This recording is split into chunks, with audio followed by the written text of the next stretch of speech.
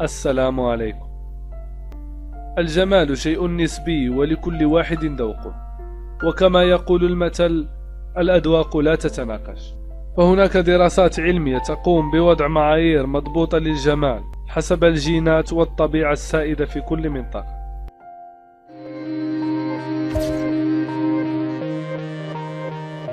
إيطاليا تحتل المرأة الإيطالية المرتبة العاشرة بين دول العالم من حيث الجمال.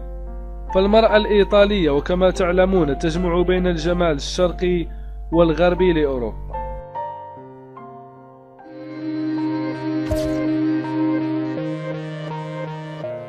فنزويلا فهي أكثر دولة تملك فائزات في مسابقة ملكة جمال العالم، فجمال الأنثى الفنزويلية يعتبر فخر وطني.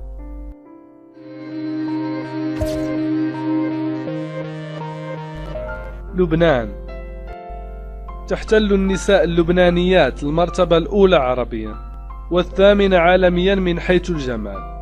فالمرأة اللبنانية تتميز بطبيعتها وببساطتها عن باقي الدول.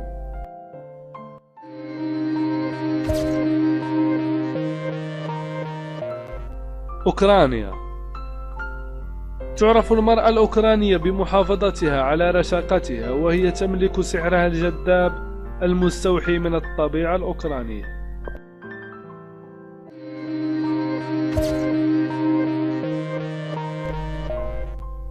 كندا فكندا تشتهر باحتوائها على العديد من المجموعات العرقية من أمريكا وأوروبا، وهذا سبب انتشار الجمال في كندا.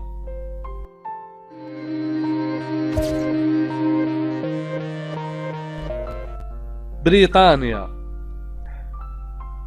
يرتبط جمال البريطانيات بالبساطة والجاذبية، وهو أشبه إلى الروسيات.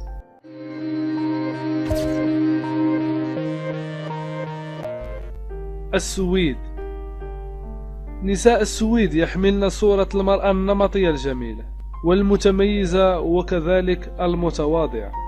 فالمغاربة يصنفون السويديات في المرتبة الأولى رغم تصنيفها عالميا في المرتبة الرابعة.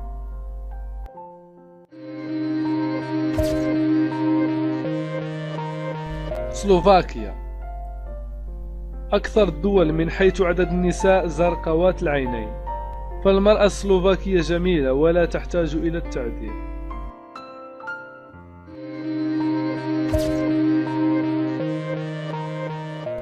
روسيا رغم صعوبة المناخ تعد الروسيات ثاني نساء الأرض جمالا، ويقول العلماء أن البيئة تلعب دورا مهما في جمال المرأة الروسية.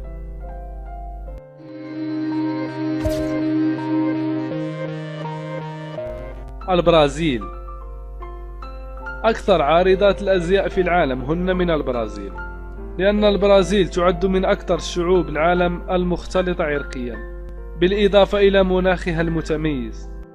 فهذه الإحصائيات وهذا الترتيب لا ينقص من قيمة المرأة العربية الأصيلة المسلمة، والتي لا تنساق في اتجاه بعض الثقافات المنحرفة.